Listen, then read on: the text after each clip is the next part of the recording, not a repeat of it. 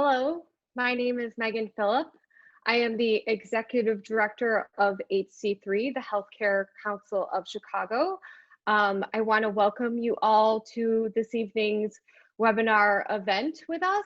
The Healthcare Council of Chicago, for those of you who are just joining us, are a member-led coalition that unites leaders from across the healthcare ecosystem to support business growth and solve Chicago's health-related issues.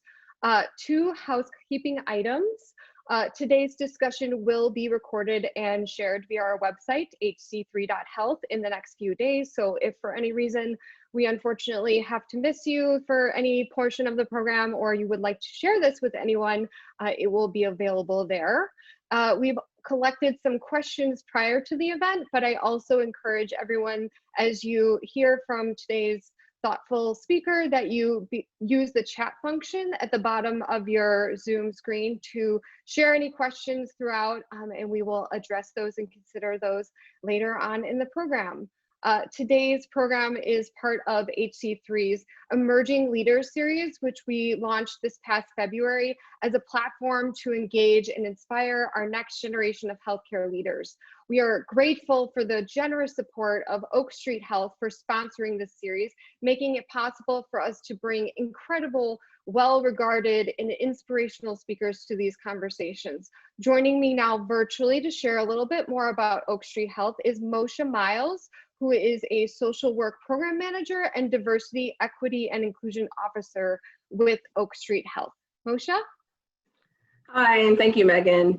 Like Megan said, my name is Moshe Miles, and as our company is the sponsor of tonight's webinar, I would like to spend a couple of moments just telling you about Oak Street Health, our mission, and why we're proud to be part of this evening with Jahmal and my block, my hood, my city. But before I do that, I would just like to share a little bit of my personal experience.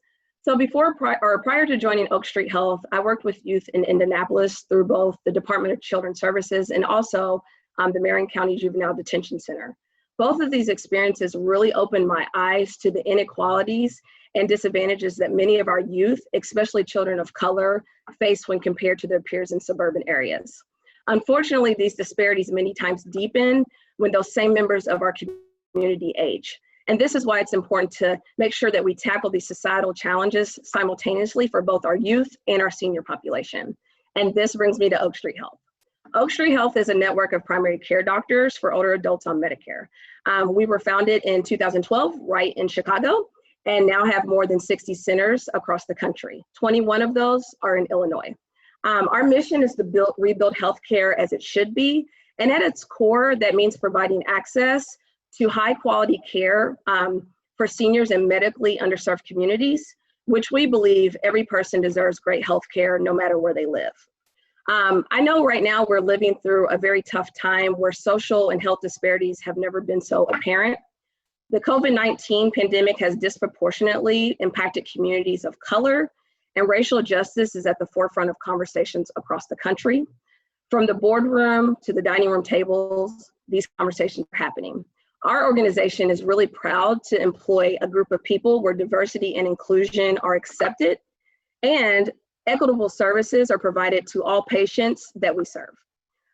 While Oak Street's health focus is on older adults, the importance of addressing disparities from an early age cannot be overstated. Providing opportunities to Chicago's youth in underserved communities is an important way to show them that the possibilities and opportunities that exist they do exist outside of their neighborhoods. And it also helps give them the resources and support that they need in order to be successful. So to our friends at Healthcare Council of Chicago, we just want to say thank you for putting events like this together for emerging leaders. And I know that I speak on behalf of my colleagues when I say I'm very much looking forward to hearing from Jahmal. Thank you. Thank you so much, Moshe, and to the team at Oak Street. I believe there's probably a few, as I believe they're called, Okies virtually here today, so thank you for your support and participation. Over the past few months, a spotlight has been put on the healthcare industry amid this global health crisis. Many of us are becoming increasingly aware of complex issues that face the healthcare industry, and as we all face these challenges together and look at these issues, access, cost, and disparities. It's our mission at HC3 to facilitate thoughtful conversations to drive actionable solutions. And we know that it will take more than meetings and networking to make a positive impact on the city's vitality and health. It is my pleasure to introduce someone who champions actionable solutions through service and education at the local level. Jahmal Cole is the CEO and founder of My Block, My Hood, My City, whose mission is to provide underprivileged youth with an awareness of the world and opportunities beyond their neighborhood. Jahmal's leadership has been recognized and rewarded with numerous accolades, including being named Chicagoan of the Year by Chicago Magazine, making the list for Creighton's 40 Under 40, and several other prestigious recognitions. It's now my pleasure to kick it over to you, Jahmal. Cool. Listen, guys, I applied for one college in high school, one college, and that was Howard University. And I applied there because Sean Puffy Combs went there, of course. And everybody we didn't choose colleges based upon the skills we had and match them with the college. Like, we chose colleges based upon if they were on ESPN or famous people went there. So of course, Sean Puffy Combs was my idol, and I wanted to be like him and start my own brand. So I applied to Howard University. This was at the beginning of my senior year. Didn't hear anything back at all year. Never heard anything from Howard. 2 weeks before my high school graduation, I went to my guidance counselor's office and I said, hey, I applied to Howard University and I never heard anything back. Well, she's like, well, what is your plan B, Jahmal? I was like, well, Michigan University, of course. I want to be the Fab Five. I'm going to the NBA. I'm going to the league. I'm about to buy everybody a Cadillac, of course. And she said, well, you go to an alternative high school and you don't even come to school. You don't have the good grades. I didn't know the difference between Division I, Division II, and Division III at all. I just wanted to go to the league and buy everybody a Cadillac. And so she said, why don't you go to the Army or go to a trade school or get a trade or something? I was like, well, why are you hating on me?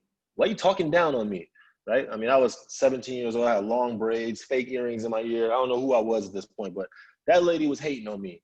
And so I told her, I said, I'm going to the league, And she said, well, her phone rang and she left the office. She said, I'll be right back, Jahmal. And I looked to my left on her bookshelf and there was a black book with gold letters. It said All American Colleges. And so that was my opportunity. So I grabbed the book, opened it up, ripped the page out of it and shoved it in my pocket. And I tried to do it slick before she got back. And she came back to the office. I had this paper in my pocket and she was like, blah, blah, blah, blah. Probably telling me the truth. But at this time of my life, when you're 17, she was a hater. She was talking down on me. And I went downstairs. I took the paper out of my pocket. I looked at it. It said Wayne State College, Nebraska. I said, Nebraska? Ugh.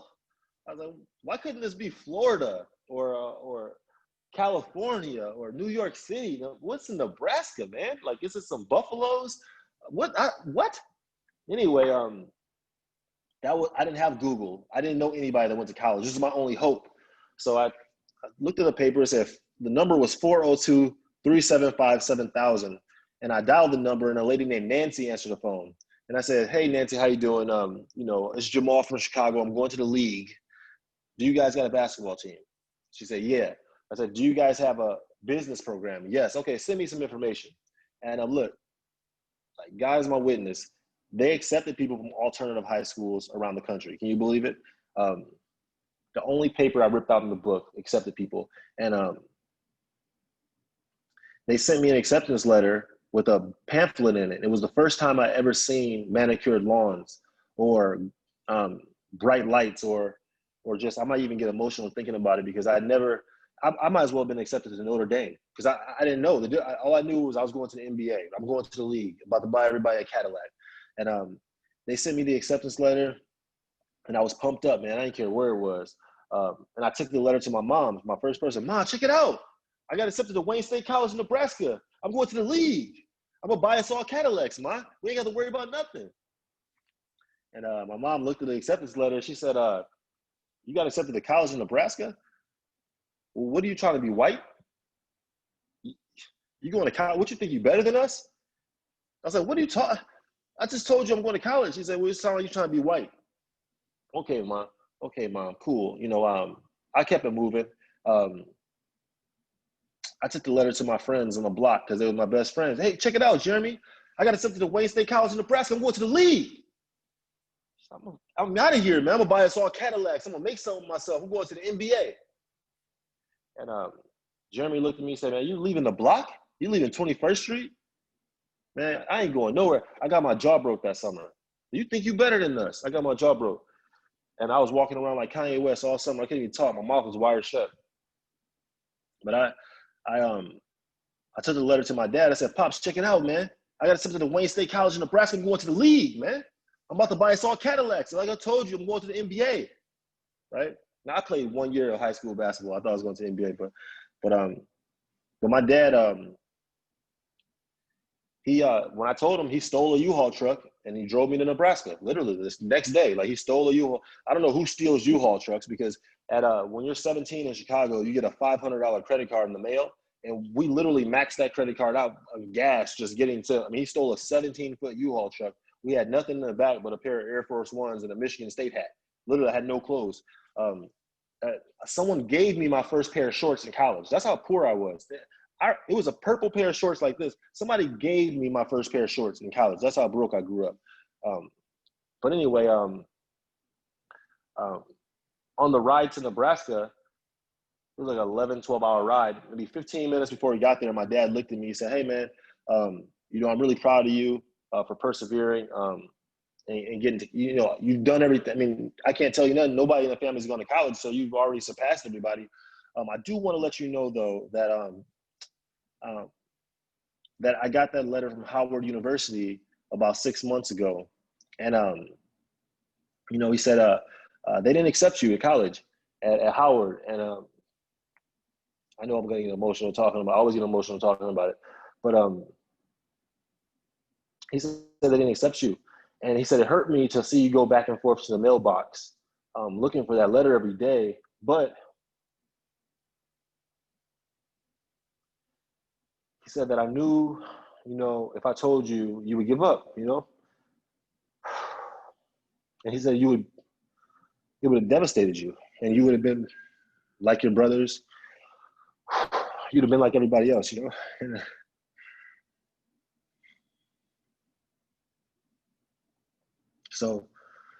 So he didn't show me the letter, and I persevered, and I got to college,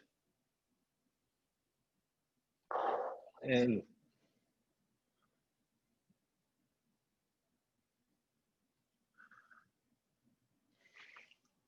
just thinking back, I was really ignorant. I was really ignorant at the time, really, really ignorant, really poor.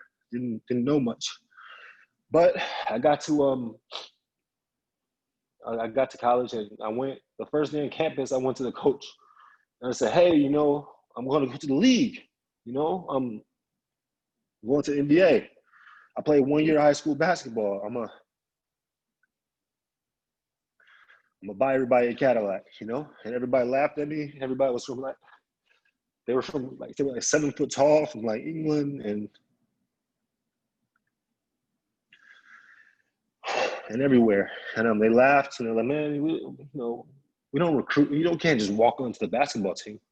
You got to get recruited. But I didn't know, I never met nobody. I never saw nobody go to college before. So I showed up to his office every day for 2 months just to say, hey, man, how you doing? I'm Jahmal. I'm going to the league. You got to have me on your basketball team, And, after 2 months, he was like, man, he's like, you are the most persistent person that I've ever met. You show up every day, where are you from? And, he gave me a tryout and let me walk on the basketball team. And it was the proudest moment of my life because, I'm thinking I'm going to go to the NBA and get myself out of poverty in my family.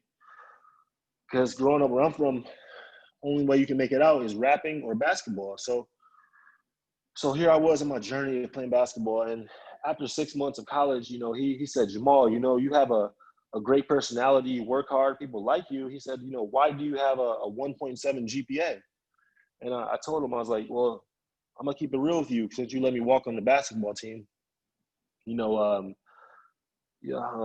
don't have any books. You know what I mean? I've never even read a book. I went to an alternative high school. I'm not even used to having teachers.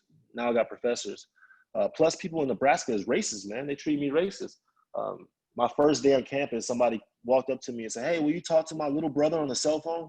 He's never talked to a black basketball player before. He watches ESPN all the time. Will you talk to him? People on my own basketball team, coach, are calling me colored. Are you understanding me? It's cold out here. I don't got no money. I hate the food. It smells like manure. People treat me racist. I'm having a hard time adjusting, man. I said, Coach, listen, after these long practices, I don't got no time to be reading and studying. I got to get back to my dorm room and roll some dice, watch some ESPN, have some fun with my friends, man. I don't got no time to be making good grades. And my coach, Rico Burkett, he was really patient with me. And, I needed him to be patient with me at this time because, I just needed that. And he let me go through my list of excuses. I said, man, these people are crazy. It's racist. It's cold. I hate it. And he looked me in my eye and said, Jamal. I said, what, coach? He said, you know what's missing from your list? I said, no, what? He said, well, your name's not on it. He said, no excuses. The highest level of maturity is taking full responsibility for your actions. And I said, I had to do a 360. I said, what are you talking about? I just told you, man, I don't have any books. Are you not listening to me? I don't have no books. I never read a book in my life, man. I rap. I went to alternative high school. I'm not used to having teachers. Now I have professors. Do you understand? Like, people are racist out here. Somebody on my own basketball team called me colored at practice the other day. I don't like it. It's cold out here. I don't got no money. I hate the food. It smells like manure. People treat me racist. Shit, I'm having a hard time adjusting, man. After these long practices, I don't have time to be making good grades. I got to free my mind up a little bit. Do something to have fun. He said, Jamal, no excuses. The highest level of maturity is taking full responsibility for your actions. I was like, man, this dude is crazy. And we're not going to see eye to eye. I thought he was a hater. He was talking down on me, right? Like my guidance counselor. So, I left the office.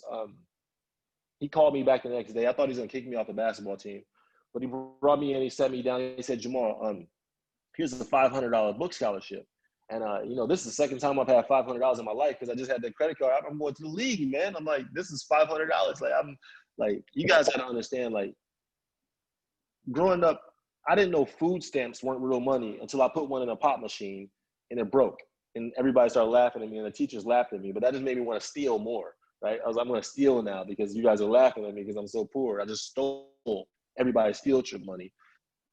We used to break into houses growing up because the first time I ever tasted lasagna is when I broke into a house and I was 9 years old. And when I opened the refrigerator, I saw lasagna in a casserole thing, a dish. I took a bite out of it and I said, this is what being rich tastes like.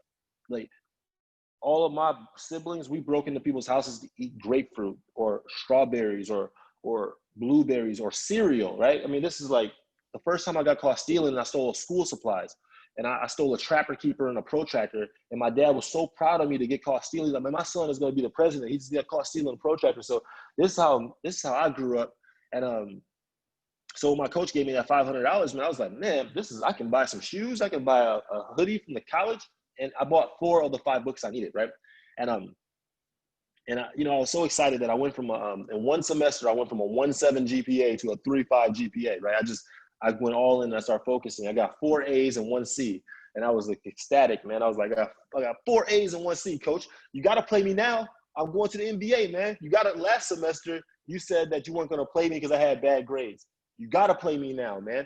I got 4 A's and a C. Ain't nothing you could tell me. 4 A's and a C. What you got to say, man? I better be starting next game. And my coach, Rico Burkett, he looked at me. He looked at my report card. He looked at me. He looked at my report card. And I'll never forget, man. He said, why the hell did you get a C? I said, why did I get a C? I just told you it's cold out here. I don't got no money. I hate the food. It smells like manure. People treat me. I'm having a hard time adjusting, man.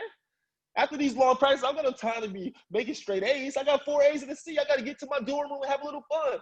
He said, Jamal, no excuses. The highest level of maturity is taking full responsibility for your actions. I was like, this dude is crazy, man. I literally hated this guy. Like, in 3 years of college, I played 5 minutes of basketball. Like, I played 5. I never played. You know, that broke me. Like, I was supposed to go to the league and buy everybody Cadillacs. I played 5 minutes of basketball in 3 years. But I did make straight A's, so I graduated college in 3 years, right? So, but I didn't appreciate it because I was pissed. I was supposed to go to the league, and I wrote a book. I was so mad that I wrote a book about this experience. And I self-published it, and I started selling these books downtown Chicago in front of Foot Locker on Adams and State. And I would sell those books every day for a few hours. And somebody from Cook County Jail read the book, and they're like, man, Jahmal, this is very inspirational. Will you come talk to the 18-year-olds at the jail? They would love to hear your story. And I was like, sure, man, I'll come. And when I got to Cook County Jail, they said, oh, no, we didn't say 18-year-olds. We said AT. It's an acronym for automatic transfer. You know, they're going downstate for 20 years for these heinous crimes. Will you still talk to them? And I went to Facebook, and I was like, these people crazy. I was like, what, 20 years? What'd they do? You know, I was like, but it was too late. You know, I was there, and they put me in a little room, and they let 35 inmates out with one security guard in the back of the room. And when they let the inmates out their shackles, literally in shackles on their ankles and their hands, 15-year-old kids shackled up, my life changed at that moment. Like literally, my whole life changed. The kids walked up to me. I was in my suit and tie, and they didn't want to hear me speak. There was really, you know, it was hard to talk to them. There was a hard crowd, and I was like, okay, so y'all don't want to hear me speak. It's cool. All right. So since you know everything, Marquel, well, why hasn't your life worked out up to right now? Since you know everything, you know, you don't want to hear me speak. Cool. Why hasn't things worked out for you? You know what Marquel said? It's cold out here. I don't got no money. I hate the food. It smells like manure. People treat me racist. I'm having a hard time adjusting. I was like, whoa. I was like, that's my list of excuses. I told my coach. He said, the people messed up the city. I was like, my life changed in this moment. It dawned on me that the whole time I was in college, my coach wasn't teaching me basketball. I wasn't learning how to change my jump shot at all. I was learning how to change my philosophy. Back in 2005, I blamed everybody for anything. Like, I blamed everybody for anything, man. I didn't realize that I had to look at myself. I didn't realize that to the jail. And it's the same thing in Chicago right now. Same thing. You ask someone, why does your neighborhood look, why does the block look like this? You know what they're gonna say? Oh, the alderman's messed up, the city's messed up, the mayor's messed up, the school's messed up, the economy. Their philosophy is messed up, man. Their philosophy is messed up. Instead of blaming stuff on everybody else, you could ask yourself 15 words. Look, I'm gonna give everybody on this call my whole organizing philosophy in 15 words. It took me 10 years to develop this, 10 years. I'm gonna give it to you in 15 words. If you understand these 15 words, it's gonna save you thousands of hours of reading books about social justice. I don't like that word, social justice. It's like a nebulous term. What does that really mean, right? Or what does that mean? I'm gonna save you thousands of hours of reading books. Just understand, if you understand these 15 words, if you wanna be a politician, you can be an elected official in a few months. Just write down these 15 words. This is my entire organizing philosophy. I'm about to give it to you guys. You ready? All right. Gonna save you thousands and thousands of hours of going to community group meetings, city hall meetings, it's thousands of hours I'm about to save you guys right now. Those 15 words are, what's something simple I can do that'll have a positive impact on my block, right? What's something simple I can do that'll have a positive impact on my block? I'm telling you, you don't have to have a master's degree to make a difference. You don't have to have a law degree to learn how to listen. You just gotta have a heart full of passion and that soul generated by love, and you can make a difference in Chicago on your block. Start with the simple things. Can you grab if there's 16 houses on one side of the street and 19 houses on the other side of the street, can you start a community group? Can you start a block club meeting? Have a meeting in your backyard, create an agenda. Get to know who your neighbors are. The more connected you are, the safer you are, the healthier you are, the happier you are. So what I do in my block, my hood, my city is very simple things. I take students from under-resourced, divested, neglected communities, and purposely neglected in Chicago. We take these students, and by the way, if you don't know what I'm talking about, think of a community that has 15 currency exchanges and no banks, right? If you ask a kid, what's a job at a bank? They don't know. They've never been in one, right? If I ask a kid, hey, what'd you do this weekend? They say, man, I had a good time, man. I ate some good food, right? I got to hang out with some friends. I got to dance a little. Would you have a family reunion? Oh, no, man, I just went to Leaks on 79th. This was the best funeral I've ever been to. The best funeral. These kids is 15. They're in 9th grade and been to 15 funerals. I talked to a kid the other day. He told me, he said, Jahmal, I don't keep a lock on my iPhone. I said, well, why not? He said, well, just in case I get killed, I want the police to know how to contact my people.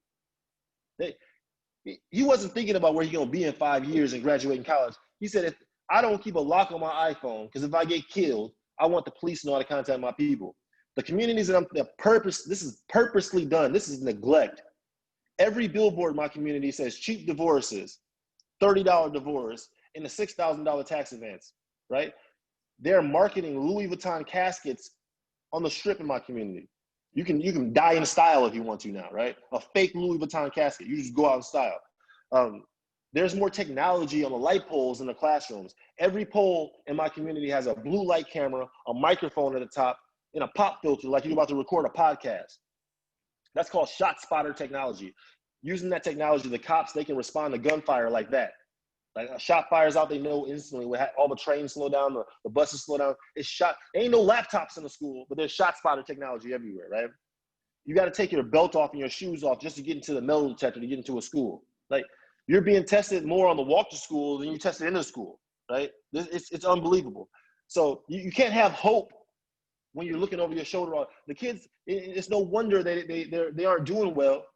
They don't have no hope. How can you have hope when you worry for your life every day? You can't do it, right? So we take students from communities like that, and we take them on educational field trips, and we expose them to different cultures, different professions, different cuisines. I believe traveling is transformative. I believe exposure is key. And by 2025, I don't want any student that's a high school student ever say they've never been downtown Chicago. That's just, I want to eliminate that from the vocabulary. Don't ever say that to me again, because that's tragic. And I want kids to know that the world exists outside of their block and their neighborhood.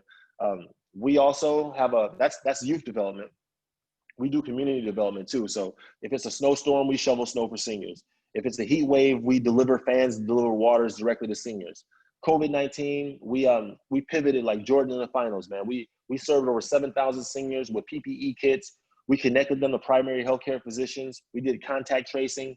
We shipped food, hand sanitizer, disinfectant spray, gloves, whatever. We ship that to seniors, and we do that every month still. We have a volunteer event coming up this Saturday if anybody wants to get involved. It's in Douglas Park. Go to our website, formyblock.org, to find out more. But also, I want to say that we, during all the looting and the protests that's been going on, I'm a fan of protesting. I'm not a fan of looting and tearing up your own neighborhood though. But what we did was we raised $1 million to support small businesses in Chicago that have been looted, and they needed help with, glass repair, graffiti removal, construction, painting, etc. And we've been working on that, man. And so we passed out $1 million to about 250 businesses in Chicago, and so I look at my organization as like the new Red Cross. I mean, we take care of people no matter what.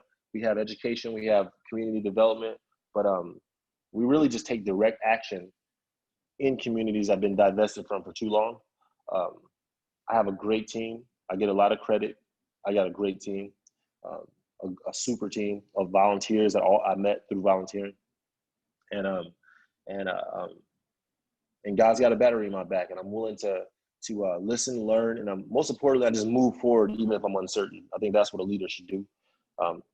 Thank you guys for having me. I'm happy to answer any questions you have. Thank you. Thank you, Jahmal.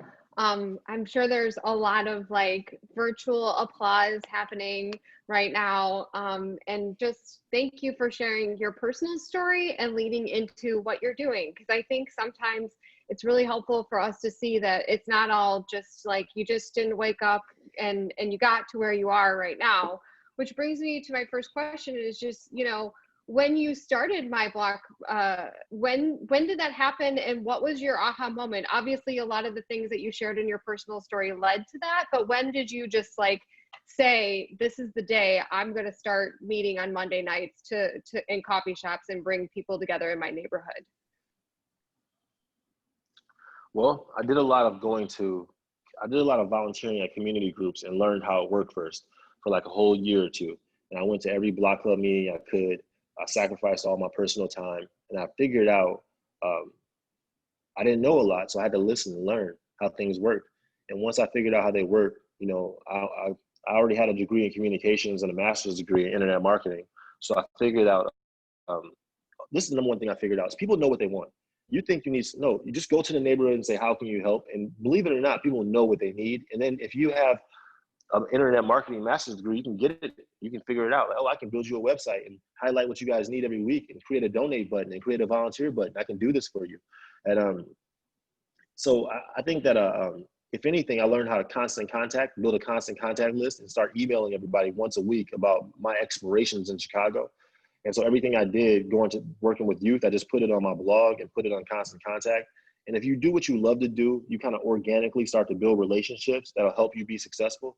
Especially if you do more than expected, you can make a positive investment in your future. You just have to do more than people expect. When I make hoodies, I always make my hoodies stitched, because when people get it, they say, ooh, it's a little bit more than I expected. If I do a blog post, I make sure I have a great camera, right? And I make sure that I hire a videographer or something. So when people, ooh, it's just a little bit, they love it, right? They love it because whoever shot it loved it. You can't do everything, man. You can't do the video, the photos, the blog, the bonds. You have to work with people that love doing stuff. So my advice to anybody that wants to build anything is to do more than expected, to make a positive investment in your future. And also do what you love to do, because I don't know how it works, but I'm just telling you it works. If you do what you love to do, you organically build relationships. I mean, the Bible talks about it. It says that you reap what you sow.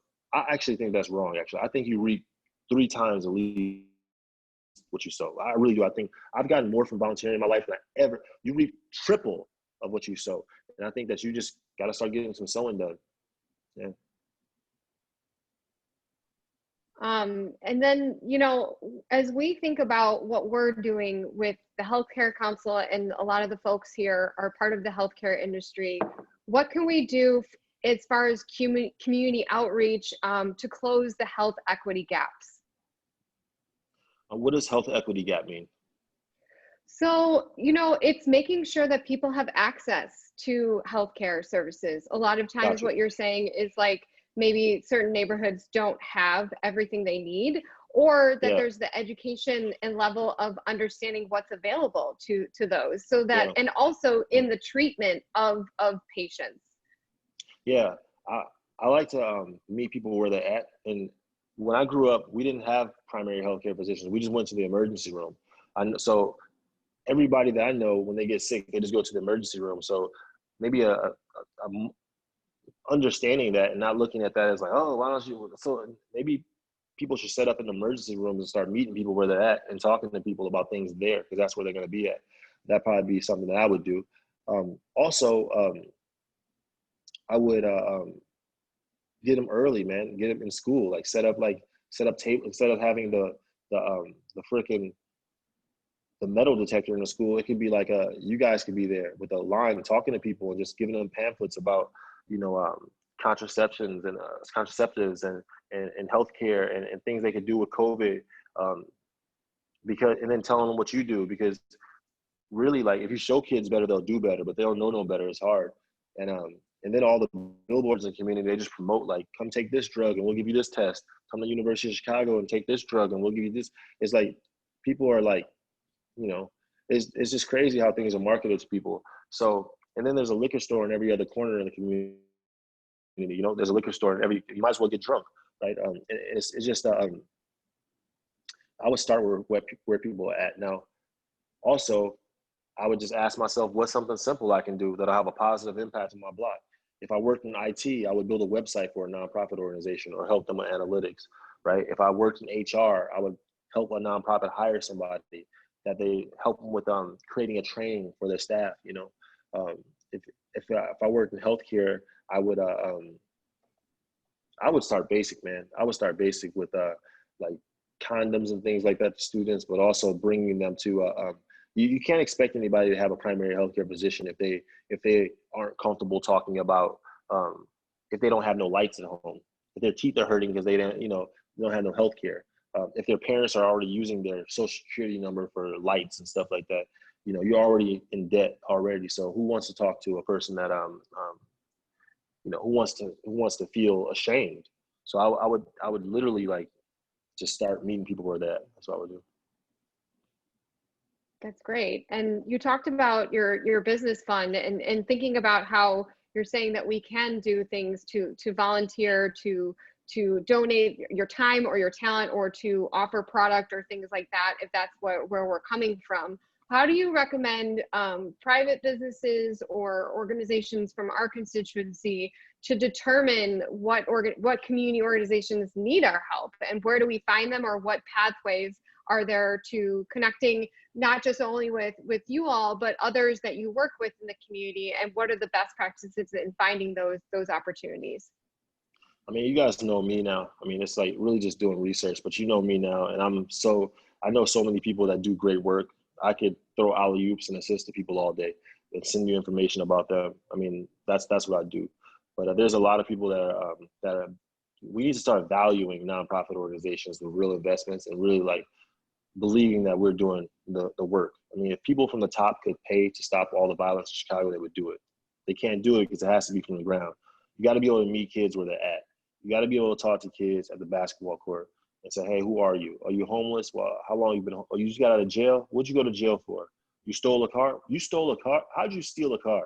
Oh, I took the ignition off and ignition cap and I wired the blue and the red. You know how to hot wire a car? Man, you sound like a Microsoft engineer. Lord of mercy. Like, well, why'd you do it? Oh, well, I stole a car because I want to drive fast. You stole a car and went to jail because you want to drive fast? Like, that's violence prevention, or what they call violence. That's what it is. You have to do that. If you can't be vulnerable enough to do that, you're wasting time. So it's just about supporting organizations that are on the block level that do that work. And I know a lot of those, a lot of. There's 77 communities. I'm telling you right now, I know at least 500 organizations that are doing great work in Chicago, at least. That's great. And we're going to take you up on that. And I will be sure to make sure that we're sharing these resources as a follow-up to all of this. Cool. And, you know, a lot of what you've done over the past few months is responsorial. Like you said, you have responded when there's a heat wave, you bring people waters. You know, what feels different about some of the response this year? You know, a pandemic coupled with racial injustices across our nation that have affected us also at the local level. What do you all as an organization, and for you, what is different about this time in your response and what you're thinking and doing? I'm tired. That's what's different. I'm really tired. I'm tired because I feel like I'm being used a lot, and I feel like it's sad. It's sad that the state that our country is in, and it's sad that I have to pray for energy from God to be able to do the work that I do. You gotta understand, like, my home went in foreclosure trying to start a nonprofit, right? I lost everything that I ever had trying to do this work because I thought that's what God wanted me to do. And now there's so much like interest in it, you know? And it seems like the lack of preparation was deliberate for me, it feels like. And I'm drained. And the only way that I can like have some solace is to write and to read. But I think that what's going to come out of it is I have to learn how to better communicate with people, because there's an opportunity here for some systemic change. And if I can get people to care more than picking up trash, or care more than just volunteering a little bit, well, I'll take the volunteering actually. But I want people to be around long enough to get a return on their investment. Like, don't just call me up and say, I want to give you $15,000 or whatever. Like, how can you stay around for 4 years to see these kids go to college that you are supporting? How can I have the confidence to communicate that? How can I learn the buzzwords that I need to learn better? So it's been a lot of I feel like I'm in college over these last 4 months, but at the same time, it's the price that I got to pay, and I'm just paying it. So that's what's different. So. Yeah. And I mean, I think that, you know, I've worked in the nonprofit space most of my career too, and it's always an uphill battle, even in a non-pandemic crazy world that we're in. It's a struggle to get those people to reinvest and spend their time with you and to give you those dollars. So what are you thinking about? I mean, you don't necessarily have the answer today, but I mean, you're saying you want these people to stay with you for the next 4 years and into the future. Have you thought about, like, how do we keep them engaged, and what are you Yeah. trying to do to keep that momentum going? Yeah. Well, I think success is what you attract, right? It's not what you pursue. So, I feel like if you're attractive, you'll attract it. I don't, I'm not chasing it.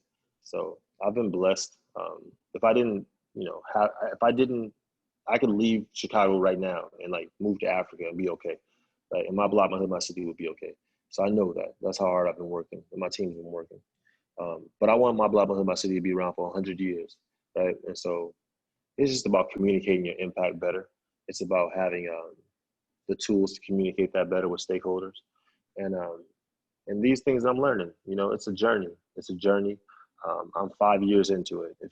I was selling books on the corner for $10 a pop 5 years ago. Now I have millions of dollars. If I wanted to, I could do whatever I wanted to do right now. If someone needed a heart transplant, I could buy it. If there was a building I needed to do, I could do it. So I literally could do whatever I wanted to do. And that's the truth. But I do feel like, how do I train the next me? I can't do that. I don't know how to train people. Well, how do I hire the next program manager? How do I show the impact of traveling? How do I show it's transformative? What am I supposed to be measuring? I don't want to measure attendance and GPA, high school graduation, college, but I don't want to measure that. Everybody else does that. I want to look at how's my program building trust, generosity, confidence, belonging. How can I give points based upon those? How can we study success differently? Right? How can I show that in 20 years, this program is making a difference? That's kind of things that I'm excited about. So, yeah, man, it's just a journey. I'm 5 years into it. And I think that in 5 years, I've exceeded my expectations because I've seen so many kids go to college, and I've seen them be juniors in college now and still contact me. And I'm just blessed to have been in their life. So that makes me encouraged. Yeah. And I also want to encourage people, please use the chat function to share questions, because I am looking at them and also asking my own.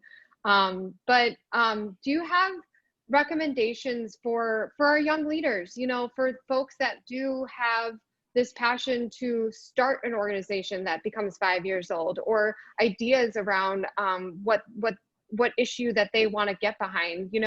How do you start somewhere, and how do you inspire that next you to start something new?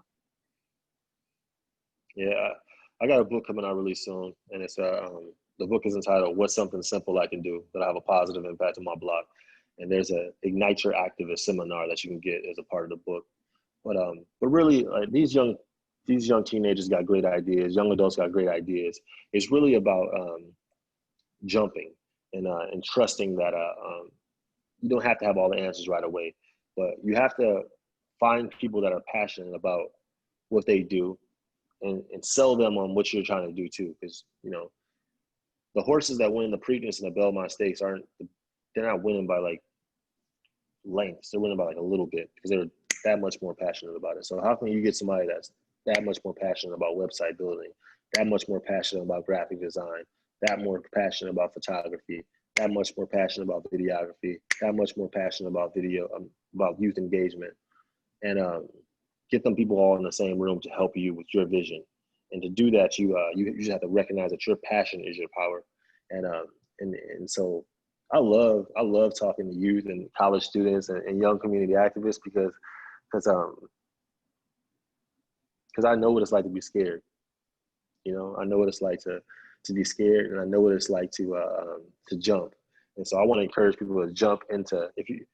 I talked to Russell Simmons one time, and I wanted him to give me some money. He didn't give me any money at all, and I was mad. He's like, "I don't have to give you no money, Jahmal." I was like, "Why not?" He's like, "Because you're helping people, so you're gonna be successful." I was like, "What are you talking about, man?" He's like, "You're helping people, you're gonna be successful." So I wanna be that to people. I want them to know that if you are genuinely doing this for the right reasons, you got to organically build relationships. And there's a couple of books, like reading books will save you 5 years too. So there's like a lot of books that I can tell you to read to build your tribe up. But reading one book will save you 5. I mean, there's all types of books out there that people just don't read. I don't know anybody that's in this position or any position that don't read. So you gotta be a good reader. That's one of the things I would say.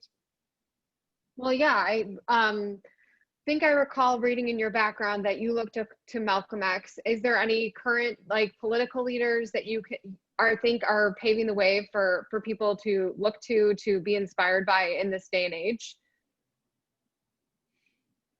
Kamala Harris. I mean, she's Joe Biden's running mate.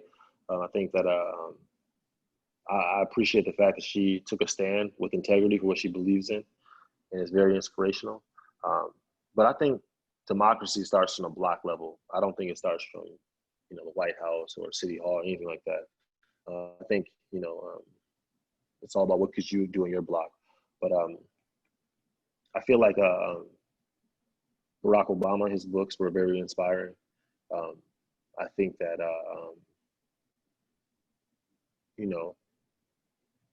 being a president is a tough position. It really is. But I think that Barack Obama inspired me.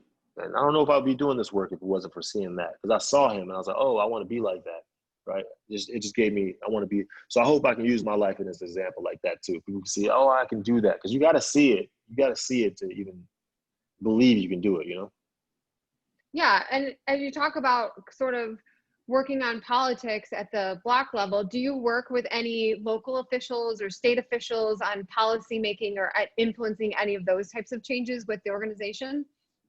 All of them, of course, all of them. There's nobody that we don't work with. Anybody can help. Anybody can roll up their sleeves and help. But yeah, I think I just personally believe ideas are powerful weapons and tools that can change the world. I think policies are cool. I think ideas are better. I think policies, they work, but they really like quarantine resources in certain areas of Chicago and leave others divested a lot of times. And I also think that it's cool. I hope I get to run for office one day. It's my goal. I want to run for office one day, right? But also, man, like it's bureaucracy is so slow. The wheels of it are so slow. Like it's a space in between when things happen that we need help right away. I can't be filling out. I mean, listen, I need help. I don't need to fill out all these applications, and there's so much red tape. So yeah, I feel like I love that space in between with the needs and then democracy. That's where we kind of operate in right now. Yeah.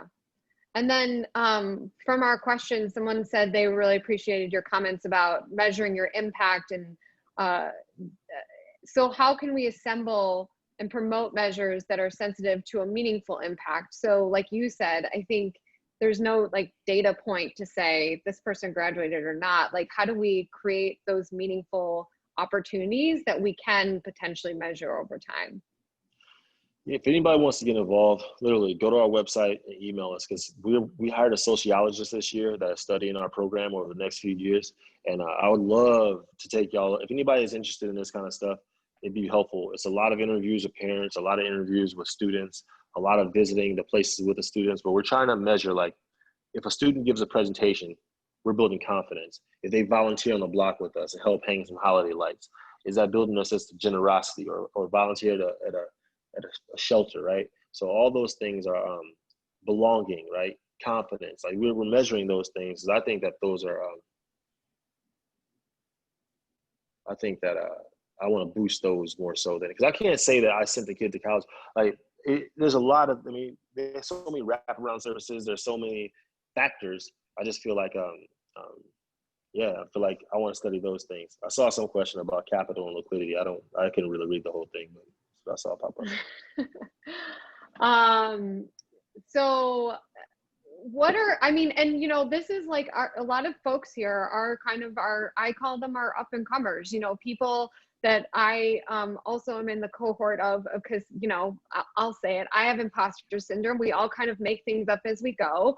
And how do we, what have you learned? Like, what are your failures that you're like, that was terrible. Now I learned from it and now I'm where I'm at. And, you are getting all of this notoriety and this reward, which is much deserved, by the way. But how do you take what you've learned from any failures that you can share that you wouldn't be too embarrassed to share with all of us? Yeah, the biggest failure is not reading every day or not planning your day out before you start it. I mean, if I don't read, I'm done for, right? I mean, there's a lot of stuff I don't know. If you're not reading 10 or 20 pages a day, you're done for. One, also setting goals and writing them down and being specific about it. Okay, I want to be a mayor of Chicago one day, right? Okay, well, what does that mean? Well, I know it's 4 years, right? I got 48 months. I've got 1,460 days to do something if I'm a mayor. I need to be specific, because the more specific you are when you write things down, the universe brings it to you. It pulls you towards your purpose, right? It really does. Don't just say you want a Cadillac. What type of cat? What kind of car? What kind of rims you want? What kind of music? What color? What music? The more specific you get about it, man, I'm telling you, I don't know how it works. I just know it works. So any time that I start my day without completing it first and writing it down, that's a failure. Another failure is, man, I don't wish for less challenges. I just wish for more skills anyway. But gosh, I fail at least once a week, once a day maybe. Like I don't even remember them, because all I know is that it's a lesson. It's a lesson. I'm all about ideas. So I'm gonna try to come out with a good idea every few days, man. And if they work, they don't work. Let me see if I can a failure. Oh, failure. I think I failed with family time. I think that failed because I was so driven, and that I thought that this is the life that, that I was supposed to be doing. And I think that that caused me to go through a family failure. And that was tragic. But I feel like I've also failed at leadership. Leadership is something that it's like swimming, or it's like riding a bike. You got to fall down publicly all the time and get back up. But I failed trying to be in control and not realizing that we're all working towards a goal as opposed to working for me. But you're so sensitive, since it's your baby, you want to carry it. It's harder to pass the ball. I've learned that I've learned how to trust people better. I've learned to let go. I've learned faith is the number one thing I've probably learned through this all. But gosh, man, if you make it through life without failing, I don't even know, like, if that's even like, I don't even know if that, I've gotten stronger because of my failures. So I really have. So.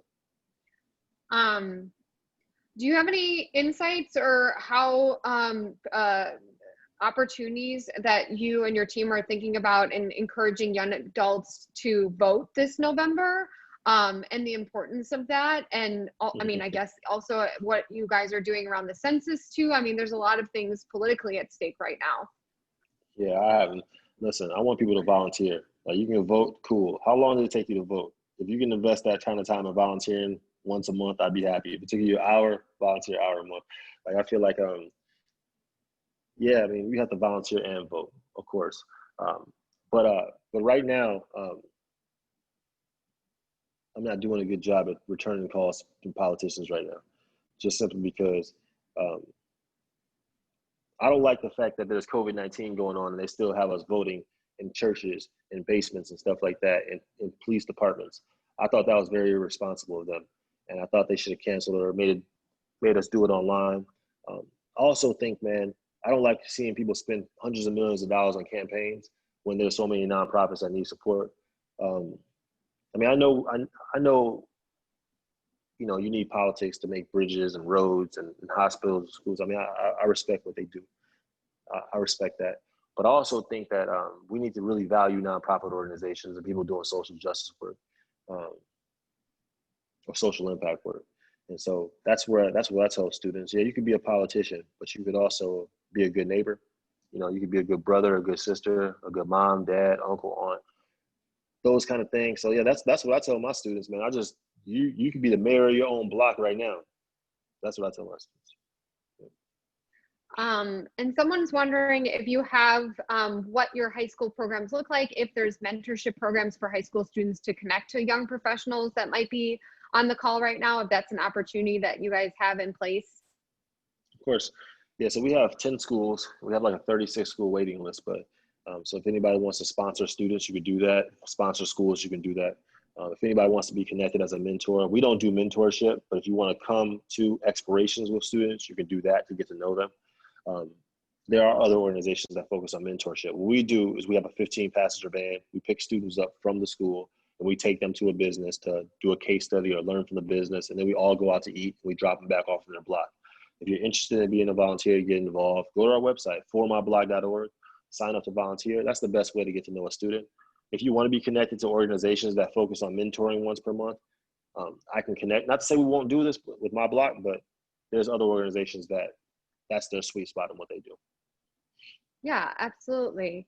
I mean, what other, what is your dream goal for the organization or yourself in 5 to 10 years? I know that when you asked yourself that 10 years ago, it might have been very different, but I mean, how do you grow and learn what are your goals? I mean, are you going to be Lori's next predecessor? I hope so. Or successor, I should say. I hope so. I hope I can learn from her, man. She's super qualified and super awesome. But no, I want to get the program in South Africa. I want to get the program in China. I think exposure is key. I want to get the program in Panama, Los Angeles, New York City, Detroit. I want our explorers. I mean, kids deserve exposure everywhere. So I want to grow the program into different cities. I want it to be around for 100 years. So, and I want to start being like the new Red Cross, where we start helping with disaster relief in different countries, different cities, things like that. I mean, I got my work cut out for me just with my block in my city. And so that's what in 5 years, man, I see myself traveling more. I just got booked to speak in Japan today, which is interesting. I'm looking forward to doing that. I got booked to speak next week in South Dakota. That's cool. I'm just looking to travel and inspire people and learn from people as much as I can. Well, I've learned a lot today. I think I speak for everyone here that we appreciate how busy you are and that you took time to spend it with us so we can all learn and hopefully do better to make an impact at our block level. Cool. So thank you. I also want to just once again thank Oak Street Health for making today possible, for Moshe for her comments earlier. Jahmal, truly an inspirational story that continues to, I think come into our worlds.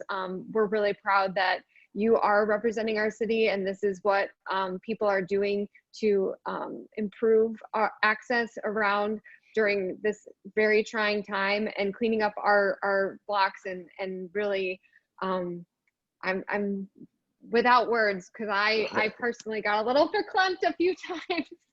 So thank you for all that you're doing. Thank you, guys. We are the Healthcare Council of Chicago, and that's a wrap for us tonight. Thank you. Thank you, guys. Thank you.